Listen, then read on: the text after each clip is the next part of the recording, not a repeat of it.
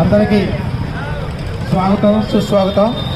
మరి ఈరోజు చింతలపూడి ప్రజలకి శుభాకాంక్షలు, దేశ ప్రజలకి శుభాకాంక్షలు.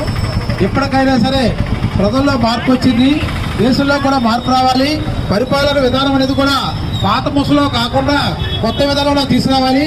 ఎంతసేపు మనం స్వార్థం విడిచిపెట్టి ఆ ప్రజలకు ఏం మేలు చేస్తారో అనేది చూసుకోవాలి తప్పే కానీ అధికారులు కాపాడుకోవడం కోసం ఏ పథకాల ప్రయోగాలు చేయాలనేది మాత్రం మంచిది కాదు. ఎప్పటికైనా ప్రజల్లో మార్పు వచ్చింది కాబట్టి దేశ ప్రజల్లో కూడా మార్పు రావాలి, దేశంలో ఉన్న అధికారులు కూడా మార్పు రావాలి. అందరికీ మార్పు వచ్చేటప్పుడు మన భారతదేశం సుభిక్షంగా ఉంటుంది. మరి ఈ రోజు ప్రమాణ స్వీకారంలో నరేంద్ర మోడీ గారు 3వసారి ప్రమాణ స్వీకారం చేస్తున్నారు కాబట్టి మంచి శుభాకాంక్షలు ఇద్దాం, మంచి బలం ఇద్దాం. మన ప్రపంచ దేశాల్లో మన భారతదేశం పట్టం ముందుగా ఉండాలి, మొదటి స్థానంలో రావాలి. దానికోసం మనందరం కూడా ఈ పార్టీలన్నీ కూడా విడిచిపెట్టి ఒకే తాటి మీద ప్రజలందరూ కూడా